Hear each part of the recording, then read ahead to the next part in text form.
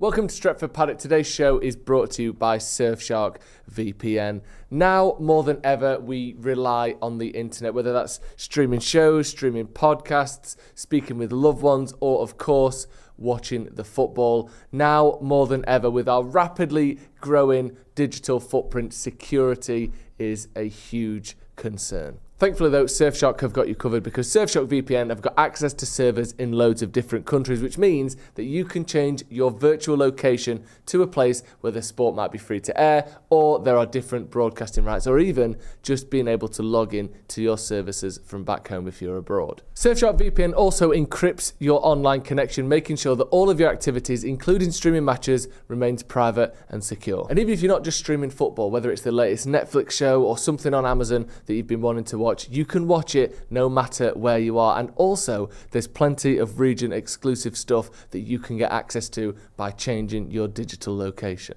And by connecting to the optimized servers provided by Surfshark VPN, you may actually get faster streaming speeds and reduced buffering, so you're not going to be waiting ages to see if that last minute shot actually went in. Overall, Surfshark VPN offers you the best flexibility, security, and accessibility to all the streaming and shows you could possibly want, making it the best choice for streaming.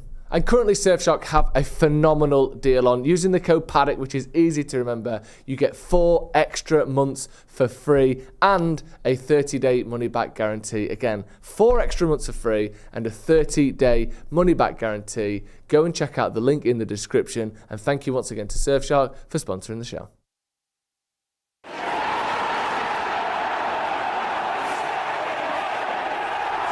Hello and welcome to the Stretford Paddock Podcast. My name is Joe, that is Jay, and that is Ronaldo Brown. As always, we're here to talk Manchester United. We're going to talk specifically about Carlos Baleba. We've not really spoken about him together much, or at all even on the channel. This is the first Paddock podcast from in the studio in nearly 3 weeks. Actually, 3 weeks, I believe. So it's going to be good to be back chatting to you, Ronnie. It's been a while. Yeah. But we want to talk about Carlos Baleba. The links to him keep sort of persisting, or persist, should I say. It seems as though if we were to get him this summer or at all, it's going to be an absolutely massive fee. And we want to talk about how he would fit in Manchester United and whether we think he is the perfect fit, because it seems to have just been accepted by everyone. Yeah, you get him and you're brilliant. He's amazing. He's going to do everything. But what does that actually look like? And is it as clear cut as that? Before that though, Jay, how are you?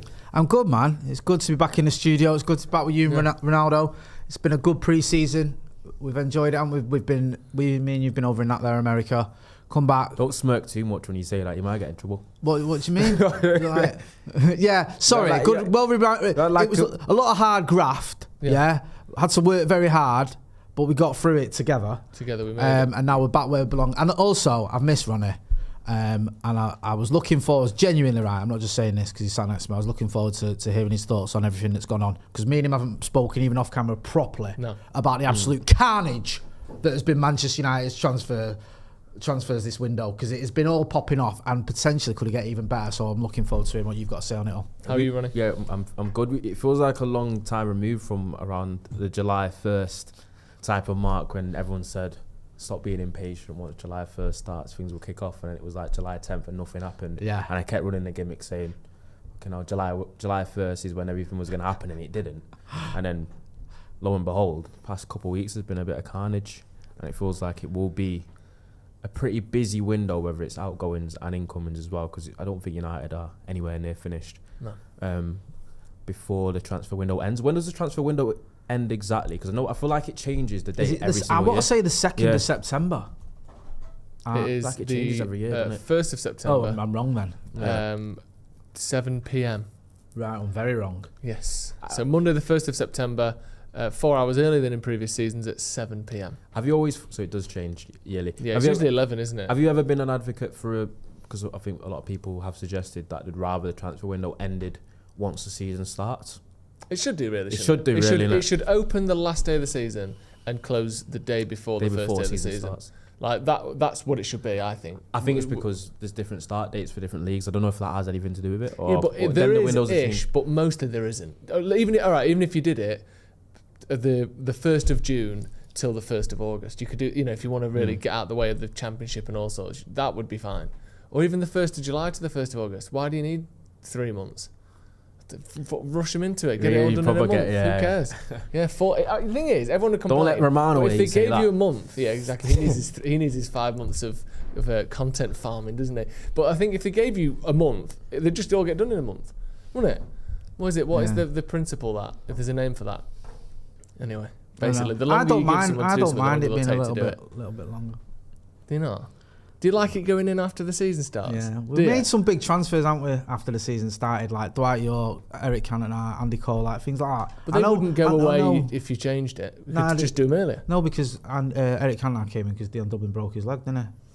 Like you see things that happen and you go, we got to react to it. If anything, but then would you not prefer the window to be open all year then? To react to every game? Yeah, you'd go the other way? Yeah, I think more transfer I think window. Fewer, you think more. Just never close it. I think if the window closed before the season starts, actually would be a lot more pressure on the transfer window. Yeah. Because I think a lot of teams do have the opportunity to get a couple of game weeks in and possibly see where they haven't strengthened where they might need to. And they can dip back into the market, which would be a very United thing to do, where we have a couple of games, it seems a bit shaky, and then there's a panic signing or a loan or there is an injury. But I was still think Andy Cole might be January, actually. I think Dwight York was after the season started, wasn't he? I might be getting that mixed up. We've had a few after the season started. I just think Parkinson's law is Ask a J, that's what it's called, where if you give someone 2 weeks to do a task, they'll do it on the 14th day. If you give them 3, and they'll be like, just squeezed it in time. If you give someone 3 weeks, they'll go, on the 21st day, they'll go, just squeeze it in on time. Is that like getting a parking fine and waiting until the last day to pay it? Yeah, that's what it. That's is that what it's for? Like Parkinson. Yeah. So like, how's your Parkinson? Yeah, like I've got a ticket. Got a ticket. Let's talk about Baleba then, because there is a lot to get into with this. Obviously, in terms of him as a player, he's someone that you've referenced as a sort of the type of player United could do with for a long time. And then there was the rumours and reports of people going, oh, we want him, and then all of a sudden it became actually United want him as well.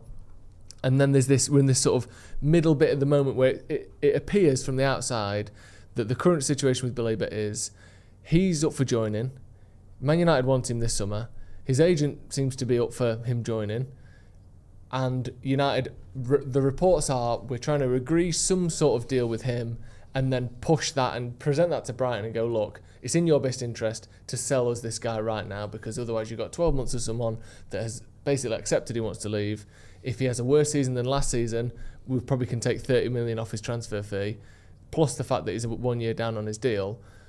Whereas sell us him now and we'll give you a nice 100 million and we can all move on. As it stands right now, how keen are you on him joining Manchester United? I'm extremely keen. I think if we did sign Baleba, it would be the most impactful signing of the summer out of everyone that we signed. Because I've been advocating to sign a midfielder since day one. Yeah, you've truly gone on that. Yeah, I think it was a massive priority, and I know we had a couple of decent pre-season games. You saw a lot of improvements. You saw some of the same concerns. Obviously, you wouldn't see everything being fixed straight away, but then the Fiorentina game kind of reminded us a lot of what we saw last season. But I've always said, in that little midfield pivot on that twosome that you've got in the middle of the park in Amorim's system or under United, I don't think there's a single midfield combination at the club that works. Yeah. And I think it's very brave and very bold to go into the Premier League like that. And someone like Baleba, he pretty much fixes or adds to the team something that we've been crying out for a long time. We talk about how we play against teams in the bottom half or most midfield pivots, and it seems like we get overrun. The other midfielders are a little bit more physical than us, they're faster, they're more athletic, whilst also almost matching in ability. And I think we lose the midfield battle too many weeks, and I think that's why someone like Baleba coming in would make a huge difference, because he does bring that athleticism and physicality whilst also having so much natural ability as well. And what I do love about Baleba is obviously he's just 21, and it's how good he already is when he's still got so much to refine as well. Like you honestly feel like the sky's a limit with him, and he could literally be anything you want to be, because he can play as a 6. He's played centre half sometimes for Brighton, a couple of games, can play as an 8. He's just a brilliant footballer, and I think if it was down to me, I think United should do anything it takes to sign him. Oh dear. Quite the review. Jay, your thoughts on him? I know obviously you spoke about him a lot on the channel, but just so we can get a ground level before we look at some of the details on him. No, I mean, I was chatting to Luke, who's in with us before, about some of the stats that he's got, and just from watching a few clips of him, and just it's hard not to just get carried away when you think about him coming to Manchester United. I mean, you know, in terms of what he brings to a team and what we need, he just ticks every single box. It's scary because you look at, and I wanted Brian and Bruno, I wanted Mateus Cunha and Sesko. I'm chuffed to bits with, but you could always make the case that, okay, we could have got away with it if we'd have had Ahmad instead of Mbumo in that role or whatever. We haven't got a player like Baleba. We haven't got one who's, you know, not even a worse version of Baleba. We haven't got the same type of player, really. Maybe you could argue that, like, Ugarte could do that role, but he doesn't do it. I don't think he'd fulfil it as well as Baleba would. And as someone who doesn't watch Brighton week in, week out, I'm not like everyone else on Twitter, but the people that do, like Kieran Maguire, who's a Brighton fan, you speak to him, he says Baleba's been better for Brighton than Caicedo was for him. You speak to, you know, Carl Anka sat here, and it was almost like his dream signing. He was saying, like, if we won't be able to get him, but if we could, this is why he'd be so good for Manchester United. Ronnie's been going on about him for a while. You've been going on about him. The people that watch him and know what they're on about, and just from, I know you can't tell everything from clips, but you can tell some things from him. You can see, like, when he's putting in those tackles, when he's carrying the ball.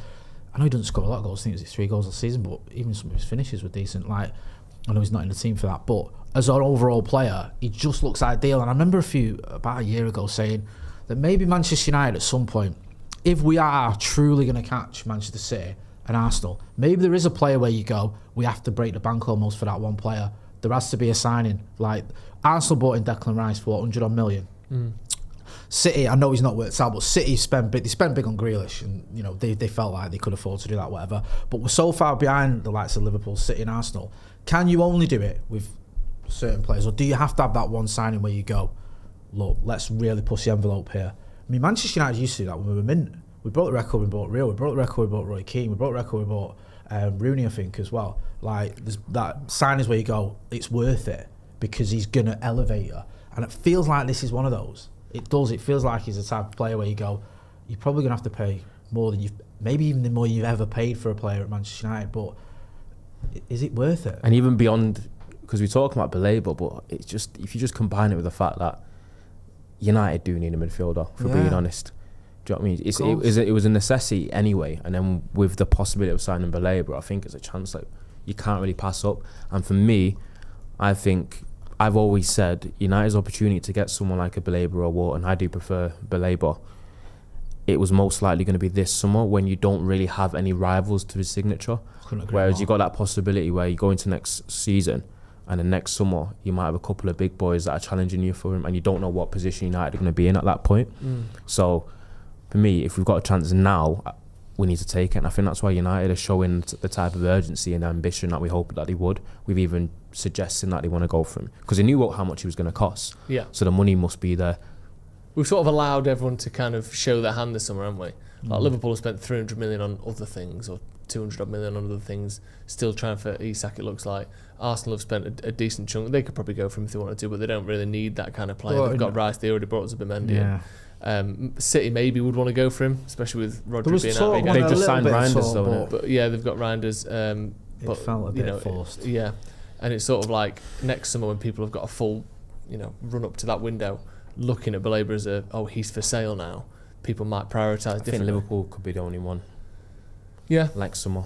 Well, I don't know. I think it wouldn't surprise me, depending on what happens with Arsenal, or even I still think City's midfield is far worse now than it was 3 years ago.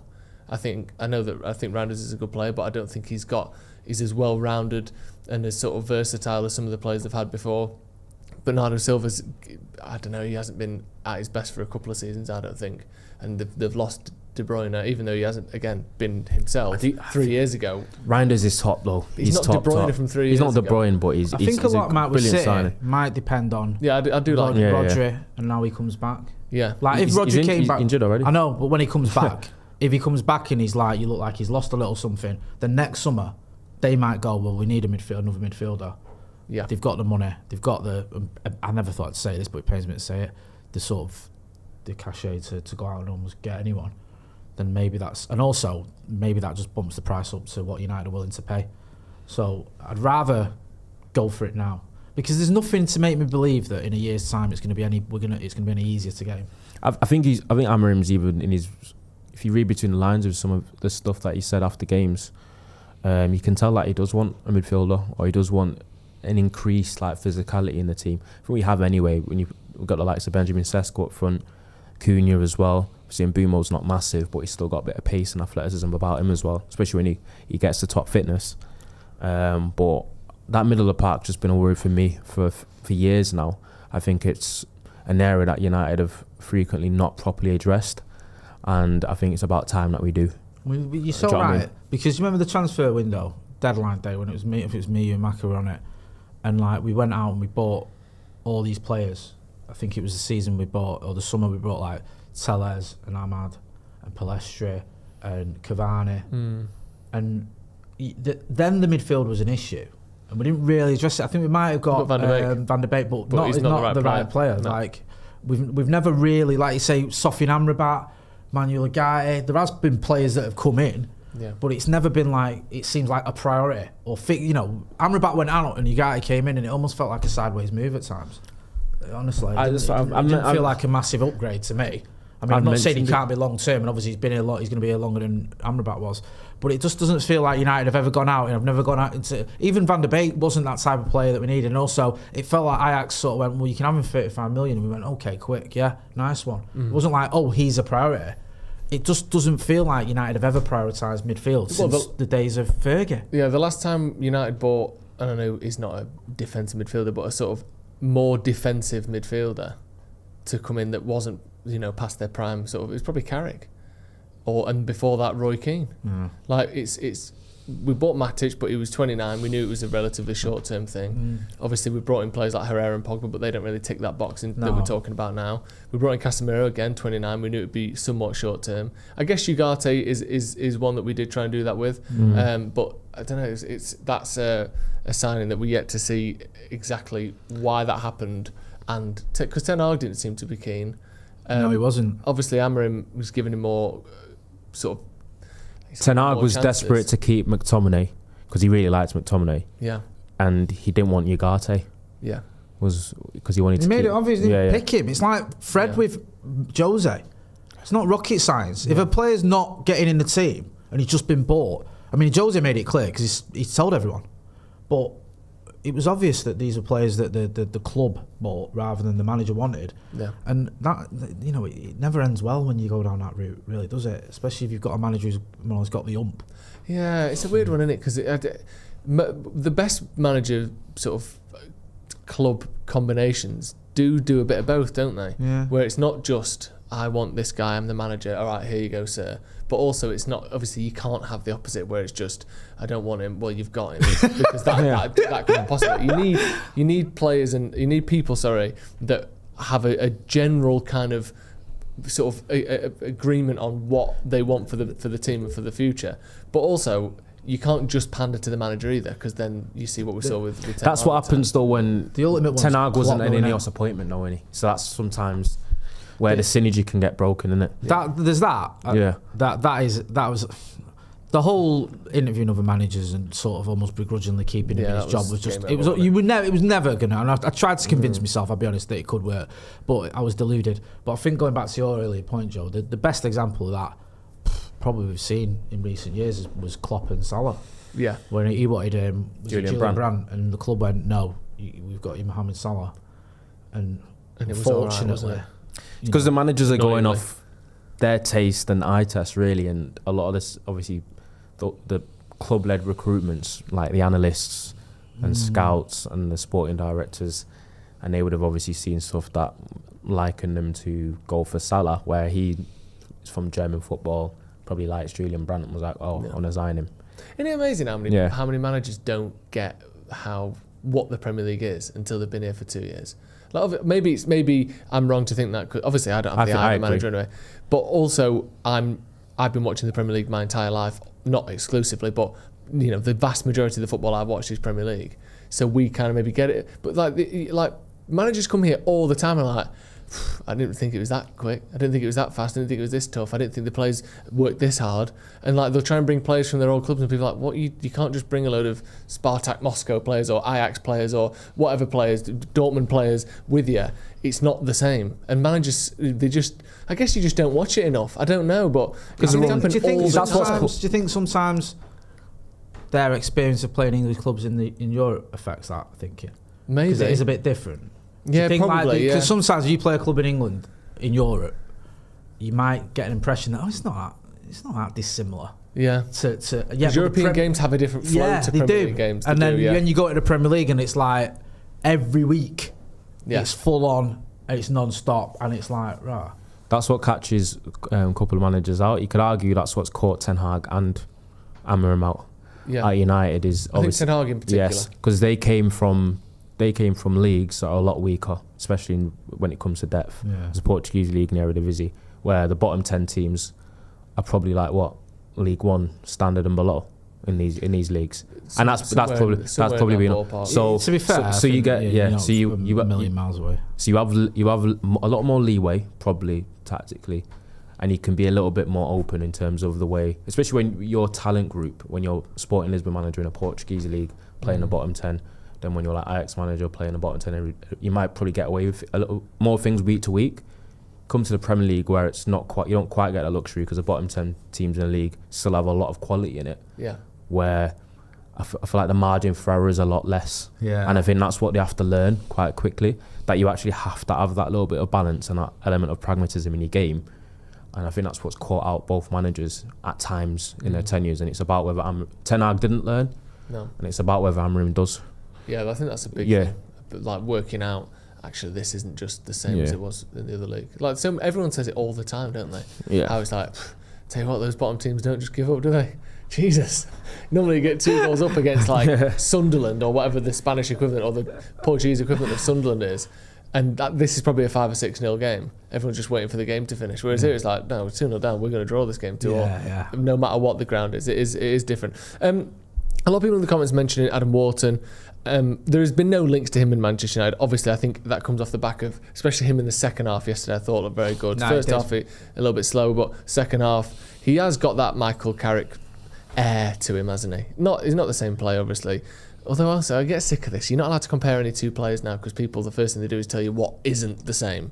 But even if you compare it negatively, even if you go, he's not as good as him, people still say, we're comparing him. Yeah, you can do that. Well, because Adam Wharton and Michael Carrick are players in a similar part of the shop. Do you know what I mean? If you're walking around a supermarket, they'd be on the same aisle. Yeah. And I'm going to stick with that. I think him and Baleba would be a phenomenal midfield too, by the way. Just in terms of his ball progression, his sort of quickness on the ball, and then you've got Baleba kind of doing some of the legwork for him. And he's a good runner himself, but just not quite as athletic. I think those would be fantastic. Not that we're going to get him. Just yesterday, a little bit. Did you learn anything from that Liverpool game? Yeah, me and you spoke about it. So I can see you squint. I can see you smirk. I know he's because me and Joe went for a break before, getting ready. And I said, Joseph, let me get carried away. Go on, because I watched the. I broke my record, Ronnie. I actually watched the game of football that didn't involve Manchester United. Forgive me, I don't usually do that. He saw the kits and thought. I thought it was United. I thought United playing. Is that the away kit United? Well, it's Kobe Manu in his team. Yeah. And I watched it, and if I was a Liverpool fan, right, I'd thank God I'm not. Are you not? No. Good. The worries I'd have this season would be twofold. One, that Mo Salah. Mo Salah isn't going to be the player he was last season. Right. Is he eventually going to have a season where we start to see the decline of Mo Salah? It is going to happen. Now, it might be this season, it might be 10 seasons now, but it's going to happen. He is 33. Right. And he's an attacking player who don't usually tend to get many sort of 35-year-old inverted wingers or whatever you want to say. So that would be my main worry. Because last season he was ridiculously good. And people thought he was dropping off the season before. You remember he had a little bit of a tiff with Klopp. The Saudi money was coming in, and people were saying, Liverpool fans, what I meant, they were saying, take the money for him because he's get the money in for him now before he starts declining. But last season he was as good as he's ever been. My other worry would be, the other two worries. One would be that you're going to miss Trent Alexander-Arnold. That he's, Frimpong's come in and I know he's a different type of player, but you're going to miss Trent Alexander-Arnold. And my other worry would be that Virgil van Dijk, again, who's the wrong side of 30, is he going to be the same player that he's been over the last couple of seasons? 34 now. 34, because again, 34 is the age when a lot of players do start declining. And I was watching it yesterday. Salah touched the ball, I think, 5 times or 6 times in the first half. Missed a bit of a sitter by his standards in the second half. And Van Dijk, I think for Palace's second goal, I think he got himself in a bit of a muddle. And I just think the signs there that You gave the penalty away as well. Thank you. And he argued, but he does that all the time. It was a in penalty. his head, he's never made a mistake. No one's ever got the better of him. He's never conceded a goal. You could see him arguing after the VR and everything to give it like he'd been hard done by. He's got that Chael Sonnen kind of vibe about him where he's like never lost a round. He's like, you've lost fucking 10 fights. He's like, no, never been knocked down, never lost a round. You're like, well, you have. Van Dijk's like never conceded a goal. The reason Jay loves Ismail Assar so much is because he turns up against Liverpool no matter who he's playing for. Yeah, he knows, right? If he had it my way, right, and I'll just say this, I was right. When I wanted Ismail Assar over Jadon Sancho, I got trolled. But proper Stephen A. Smith looked in the camera there. Yeah, that was good. Sorry, I don't usually do that. Really brought everyone in. But I thought, like, those were the signs that you might... I know Frimpong got his goal, but let's be honest, it was a fluky one. Yeah. But there was enough signs there to go, okay, not a great game overall from a Liverpool point of view. And there would be slight worries for me there. And I'm hoping those worries sort of snowball into absolute catastrophe. We'd love that chasm to just widen and widen. Salah's past it. Yeah, Frimpong's playing left wing. And Frimpong's done what he's doing. Yeah. It's the wheels. There was so much wrong with that. I don't know. There was so much wrong with... Joe said then. What Frimpong playing left wing? That's what I'm saying. That's what we want to happen. The chasm line and widening, and then we put our faces into it just to love it. Why? What's wrong with that? What's up with that? Are you making it cedar? No. What did you make of that game? Is there anything you can read into the territory? I'm not going into it because Joe already has. I'm already there. Come on, Ronnie. Go on. Right. So join me on this. Nah, do you know what do you read into that game? I've been saying that. I've thought Liverpool. Sorry. I predicted Liverpool to finish third. Have you? Like for a few weeks now, because I think they don't have. I don't think they have a centre half in the squad apart from Joe Gomez, other than Kanate and Van Dijk, who's aging. That's a massive problem, and Joe Gomez is injury prone and not that good. Jeremy Frimpong's really good going forward, and sharp defensively, could be caught out. And then you've got their midfield. I don't think they have an anchor in midfield either. No. I feel like they've just got a bunch of eights. Gravenberch, who plays there, but he's not really naturally the 6 type. McAllister, Jobo, because I can't pronounce his name. Curtis Jones. Like, they're all decent players, but they're all like, there's no like anchor or pillar in there like a Caicedo or a Rice or a Rodri. Do you know what I mean? And I think last year when I watched them, they did get away with it because of Van Dijk's form and Kanate's form, where I think they get counted on very easily. They get transitioned on a lot easily. I think they allow way too many final third entries, even against whoever they play in. But I think they just had the firepower to outscore teams anyway. And I think their defensive record last year was the second best. But I think they had a lot of luck throughout the season with teams not being clinical enough against them when you looked at XG against. And I thought, would they get that run of luck if they don't strengthen defensively, as in get another backup or get an anchor in midfield? And when they're going after 150 million for Isak and 80 million on Ekitike, 100 million on Verts, I think like they're front loading a little bit. Yeah. And I don't know whether they're going to defensively be good enough to win the title again. So that's why I actually think Chelsea are my little throwaway, where I think Chelsea could finish above Liverpool this season.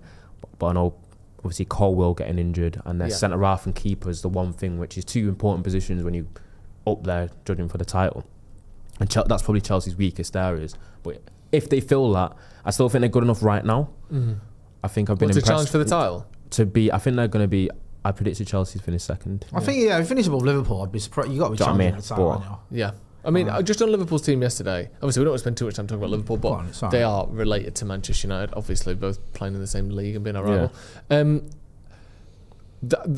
A front 5 of Szoboszlai, Jones, Salah, Verts... 6. Szoboszlai, Jones, Salah, Verts, Gakpo and Ekitike is way too attacking for most games, I think. Especially against a team like Palace, who have got a lot of quality in transition. They're going to have a couple of games where they blow teams away, though. Yeah, they're going to be some 5s and 6s. Like five, but I feel like they'll always liable to concede 1 or 2. The other thing I think that frame it a slightly different way, and I agree with what you guys have said. Van Dijk, at some point, you can't just be 34, 35, 36, 30, 40, 45. Like, at some point, you start getting worse. There is a point. It starts being noticeable. And more and more, he's relying on his aura, as it were, and his positioning to get him out of things. Because he used to rely on his pace, especially in 1v1s. He does a thing now where he does that, this sort of patented Van Dijk kind of side, I'm going to show it. He'll do it, and he's like 15 feet away from him because he's so worried that someone's going to knock it past him and burn him, because that would be so detrimental to his image. He's like, you can't even get any. If at some point someone's just going to knock it behind him and go, you know what? I don't care that you're Van Dijk. I'm just going to go here, and it might be someone like a Sarr, a Sesko, a Haaland, someone who's got really good straight line pace. At some point, hopefully it happens early this season, so he has a bit of a crisis. It's just going to make Van Dijk look slow and old. I could tell this was meant to talk about Wharton, and we couldn't help but slam. No, we need to talk about. This might be our best opportunity, because they might start the season and be absolutely flying. If they do what they did last season, this is all we've got. Yeah, and then we'll look back at this as the golden era early of the on this season, and we've got him early, and hopefully it can be a Sesko. It could be an Mbeumo, anyone. Just times him nicely on a little half step, just goes past him, and he's flapping, spinning around, falling over. We need someone to do it. You've seen it with all the great defenders who've stuck around.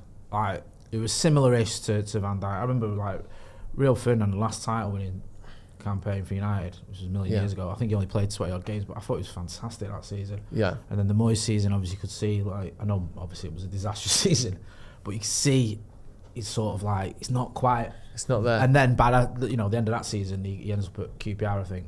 Yeah. Like, it happens. It does happen. Like, unless you leave when you're 30, eventually you're going to peter out. Do you know what I mean? All the best Premier League defenders have done it. And especially like you saying there, Joe, where pace is a big part of your game. And also, I like United, he's a good player, but he's a bit erratic. Yeah. He's good for a booking him. I don't think he's always good for a booking. I think seeing pace is a main part of Van Dijk's game. Is harsh. I think he certainly has been. What in his one-on-one defending? I think he's been rated as highly as he has for being pretty much good at every part of defending. Because it's like I'm not saying his pace is his main thing. That's what I'm saying. His positioning is amazing. He's brilliant at everything. But I think at some point that pace won't be there anymore. And so also as well, he's always had that pace to get himself out of trouble. Yeah, that's like he can do that. I've seen him do it a few times where he might do a mistake and then make up for it. I fancy a result against Liverpool. I fancy a result from us against Liverpool, because we are good on transition. We are good counter-attacking side with the likes of Cunha, Sesko and Mbeumo, Ahmad. There's enough in that, especially with Bruno as well. There's enough in that to cause their poor transition defence a lot of trouble. I think it's what you said though, Ronnie, about that blowing away thing. You're right, because even yesterday, they'll have games where they will. Even yesterday, after they got a goal, was it 4 minutes? Yeah, it could have been 3-4 in 10 minutes. Yeah, Palace. I'm not saying they were lucky, because Palace did what they had to do, but there was a moment where you thought this could end up like if Liverpool get another Liverpool all over him, and then all of a sudden it sort of turned around, and then Palace were back in it. Can I ask the chat? That's what worries me with United, is if we were to play him and they were to sort of come at us and United were to concede early, would we rally, or would we, capitulate, which we have done in the past? Because a lot of people mention the possibility of getting Wharton and Baleba in 2 separate windows to combine as like the perfect midfield, because their abilities. I can't think in my head I've ever seen a midfield pivot of 2 left footers, because it's always weird how it's almost normalised. I don't know if it's obviously more common to be right footed. It's almost normalised that you can have centre back pairings that are both right footed. You can have midfield pairings that are commonly both right footed. But when you think of a midfield twosome of being both left-footed players, it just sounds and feels weird, doesn't it? Yeah, it does. Do you know what I mean? I don't know if it's like an angles thing, but then again, at the flip side, left-footed footballers are usually a little bit of a premium because they provide a little bit of balance to the team, don't they? That goes beyond just their ability. But I've always thought if Adam Wharton and Baleba are both left-footed, if you had them both as a midfield pairing, it's probably normal. It probably would end up being perfectly fine, but in your head, when you're visualising it, it feels weird. Yeah, I don't think I've ever seen one. So I think, generally speaking, left-sidedness is about 1 in... It depends where you look. Somewhere between 1 in 10 and 1 in 14 in terms of sort of frequency. In sports, it's often higher because being left-footed or left-handed as a boxer or whatever is helpful, because people don't expect it. People aren't as used to it. It's more difficult to read, more difficult because you don't see it. So it's about 20, according to the internet, about 20 to 22% of professional footballers are left-footed. So the odds of having two left-footed players playing next to each other in the same position is whatever that is, 1 in 40, whatever it would be, 1 in 5 times 5, 1 in 25 or something like that. Someone will have to let me know in the comments. Anyway, obviously, it starts getting rarer and rarer the more, especially you've got midfield 3 or whatever it is. But the odds of that just happening and they're good enough is just very rare, isn't it? And then them playing for a top team gets rarer and rarer and rarer. So I'll ask you. It might just be a case of, just the odds of that are quite slim. Are we saying then, or do you think that if Baleba came, that Manu doesn't work as a long-term option? No, it definitely could. I think because we've not seen a finished article of Manu, and it's the same with because that's Baleba. what excites me. Yeah. I think that Baleba and Manu. You're right about what's interesting Manu's about not Manu. a finished article, but I think that could be one for the future. 100%. They're both what? Baleba's 21 and Manu's 20. Yeah. It's interesting with Manu because I think since he came into the team, he's shown me he's actually quite reliable when it comes to defensive duelling in terms of his statistics, and he's actually quite good in the tackle. He's quite strong with his physicality, and he's shown good defensive abilities. But it's when we've gone to like this kind of kamikaze 3-1-6 under Ten Hag and like the midfield 2 having to cover basically marathon yardage, and then it's relied more on ground coverage. I think that's exposed him a little bit more from the defensive side, because when he first came into the team, I thought that side of his game was actually all right, and I thought he came in ready. He's quite strong. Yeah, he duels quite well. He's got good instincts, but then as soon as the kind of conditions changed, it's not really favoured him, and that's what's kind of like Baleba comes in, and because he's so athletic and he's so quick and strong, he can almost suppress some things like that. But then I still wanted to kind of like caveat it and not make people think that as much as he'd help and be so impactful, someone like Baleba and his talents, he wouldn't automatically just fix and save everything by himself. Yeah. But it'll be a massive step in the right direction. Because no one should be expected to do that, especially as a midfielder. Like, if you're a striker that can somehow, with your dribbling, with your position, etc., get a goal a game, like we saw out of Ronaldo for so many years or whatever, that can drastically change the fortunes of a club by itself. As a midfielder, yes, you can massively affect the game, but I think as a 21-year-old coming in and you're one of 11 pieces on the football pitch, to act as though you're the only thing that matters, and without you we're shit and with you we're title contenders, is obviously and just a silly thing to do for someone that I don't think is the best version of Baleba that we're going to see. I think he hopefully will get better. I think there's still parts of his game that need to get better. But you do think that with Mbeumo, when he gets to 100%, with Cunha, whatever Sesko ends up being, we've not even spoken about him yet, you think that is looking like a team that maybe with a new keeper, is there room for another centre-back maybe at some point? But at that point, you're kind of picking on, fine-tuning stuff rather than obvious gaps. It would be massive to get someone else in, I think, in that position. We've got a few super chats. Let me get into these. Quinn Stars joined the academy. Thank you very much. Gabe Owner says, I'm a Belieber. 21 isn't coming. Then he follows it up with another super chat that was supposed to say is. Love that. I love the fact that they've done another super chat as well. Gabe. Bless you. Thanks very much. Thank you for your support. Peter Kelly's been a member for 60 months. Thank you so much, Peter. That's 5 outstanding years. behaviour. Thank you, Peter. If we got Baleba, how perfect we are set up for a 4-2-3-1 with him and Manu behind Bruno, Cunha and Mbeumo and Sesko. Yeah, it kind of is that. That's the thing. No, I don't mean that guy, but when you put in the current personnel, including the signings and Baleba into 4-3-3s and 4-2-3 formations, it seems a lot more balanced. But unfortunately, that isn't the formation that we play. So we have to can't think of it that way. But I think that's a good thing, part of the recruitment, though, that you've got players that are not exactly system specific, where they can play in multiple systems. I think that's important. I think Ineos have highlighted that as a major part of the recruitment. Because the worst thing you can do is go buy players that are really, really specific to a certain system, and then if the system changes, they can't play. Because you say Cunha on the left, is he really like a left winger though?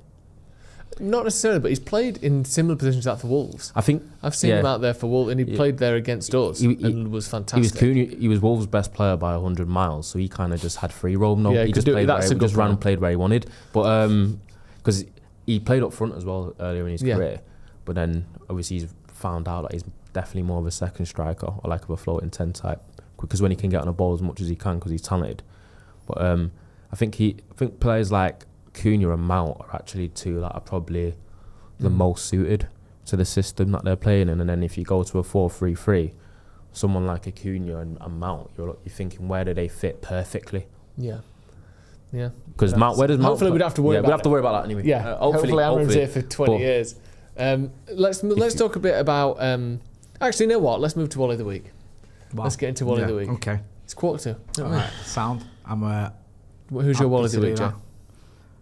Do you know what? I actually forgot we were gonna have to do a Wally of the week. Have you got one, Ronnie, to buy me some time? He ain't got one. He's never had one. To buy me some time for. Do you know?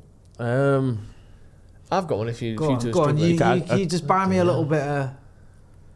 A little it's not really a Wally of the week, but I will say I did. Jack Grealish.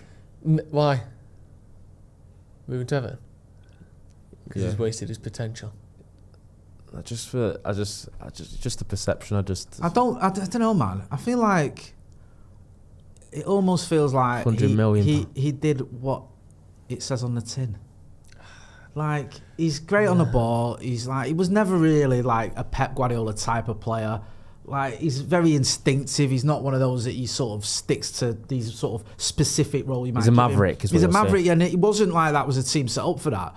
And yet he came in there. He won 2 titles and a treble or whatever it is, and probably entertained him a bit, and then just went on the piss ever since they won the treble, and kind of got away with it. Where in the sense that no one's really been on his case about it. I know some have, but not majorly. No one really not cares, to the sense, you know what I mean? Marcus Rashford gets 30 goals in a season and still gets grief, and it's like Jack Grealish can go a year without scoring, and no one really gives a shit. Yeah, it's a meme occasionally, but it's not this like ever increasing sort of wave. And I get pressure on the it. difference between the clubs is the fact that Jack Grealish has won lots of trophies during that time, and like Marcus, everyone cares less when you win, but still, So when you I don't know. I just feel like it's not surprised me what's going on there. That Rooney got as a United player when he was here, he was playing well, when we were winning all the time. Yeah, he's got more stick from the press than Grealish. I feel like as well with Rooney, United were more reliant on him at times than City were with Grealish. I remember like the end of the 2011-12 season where he had that like little sticky patch, and it was like it was all about Rooney, and if Rooney wasn't playing, even though we had a good team, it was like that was one of the reliefs when you get Van Persie in the following season. He picked up the slack because Berbatov had fell out. I think it was that season he fell off a little bit. Yeah. I get your point. I'm not surprised at how it's panned out with Jack Grealish at City. I didn't ever think that was a good fit, and I'm actually annoyed that they got so many trophies during his time there. I don't know. I think Wally of the week, right?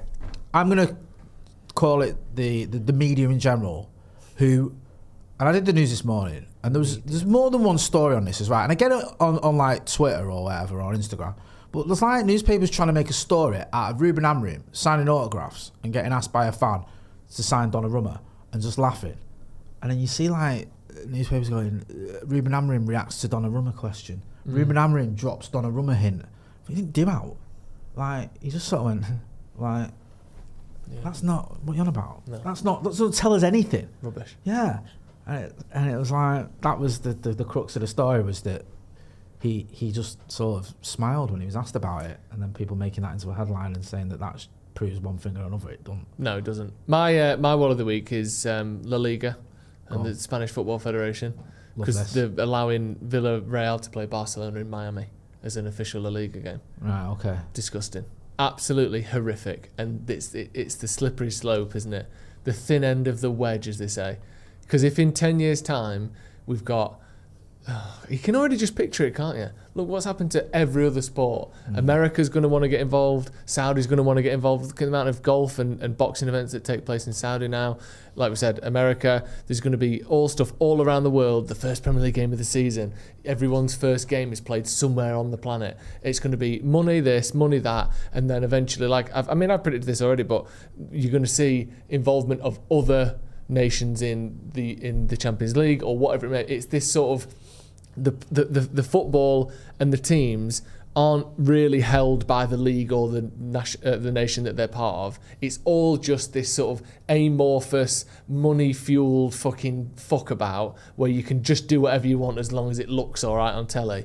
Absolute garbage. The fact that I think it's since we went live, there was reports of it already, but yeah, the Board of Spanish Football Federation have approved La Liga's request for Villarreal versus Barcelona to be played in Miami in December. Just shit. So what is the point? Sorry, just to be clear then, Villarreal are the home team in that scenario. I guess so. Like, yeah, as it's written there. I'm just curious, as like, would they got away with that if it was like Barca were the home team and they were like, oh, you're going to play your game? Yeah, you don't get to play at the new camp. Would the Barca fans have had that? Yeah, I doubt they would have done. But I think it's just horrendous. No. And we shouldn't be doing it. I agree. And listen, we've just been to the States, right? I met hundreds of passionate United fans, absolutely blown away as always by how dedicated they are. And I don't think for 1 minute I'm a bigger or better Manchester United fan than any of the fans we met over in the States. However, I still think Manchester United should play all our home games at Old Trafford. Obviously. I think that is part of what is Manchester United. We're Manchester United, we play there. And I don't think we should be saying, well, those fans should get to see United in the flesh as well, which is a good argument, but I don't think that means moving games to the States. But also there's not how it works. An infinitely stretched out version of the argument where it's like, well, there's only 38 games in a season. There's 200 countries in the world. Why do American fans Australia have and preference over Australian or Brazilian or Argentinian or Ugandan or yeah, exactly. Everyone should be able to see Man United if you're a Man United fan, but that doesn't mean they should play a game in your country that is an English league match, and that's every nation. No, I agree. I agree with you, Joe, completely, and it's sad because that was me, and you were saying, right, your season ticket's gone up, for starters. And now the opening game of the season, we're all looking forward to United versus Arsenal. I'm going to be there. Obviously, I know loads of United fans are going. Oh, by the way, we're going to play it in Florida. Yeah. I'd be like, what? Yeah. Do you know what I mean? What are you on about? Yeah. And it takes something away from it. So yeah, not for me. I think that's a really good one. Who's your Wally of the week, Ronnie? I pretty much said it, didn't I? I could say was it Jack Grealish? Yeah. Oh, was that Jack Grealish or seeing the Garnacho picture? And what's he done now? Oh, vaping. Is this that's a good one. Yeah, should have brought that up. Sorry, we did have that. At this point, it just doesn't matter, does it? As long as if it's. Is that always getting a tattoo when he's vaping? Yeah, it's one of the great pictures. It's all happening in that picture. It's one of the most plenty of fish profile pictures I've ever seen. Like, vaping while someone getting vaping a tattoo. and having a tattoo at the same time. How do you know that? Because my mate used to run Plenty of Fish. Is that a dating thing? Yeah, right. But it's sort of a little bit more kind of old school. You might get the sort of the 30 to 50s on there. It's like Friends Reunited. Yeah, that 30s to what? 50s. Wow, Get stuck in. What? You might like it. We've got a couple of super chats before we go. Scott Hayes says, if we don't get Baleba, other than Wharton, who else fits that mould that would be achievable? Tell you what, if you want a long, proper form answer to that, go and watch the video that we did with Carl Anker a couple of weeks ago talking about midfield options. He did a full article in The Athletic and we broke it down and went through loads of options, and he can say it better than I ever could. So go and check that one out. Von Maxwell says, shout out from North Carolina. Hope you guys are having a good day, and big up Ronaldo for that player of the match. Yes, well done, Ronnie. Player of the match for Stretford Paddock FC. Well done, Ronnie. Love to see it. Keep going. Keep going, son. I could have been better, man. That's the spirit as well. That's the attitude. Yeah. Not resting. Good isn't good enough, as they say. Right, thank you very much for joining us. This has been the Paddock Podcast. That's Jay, that's Ronaldo. I am Joe. We'll see you in a bit.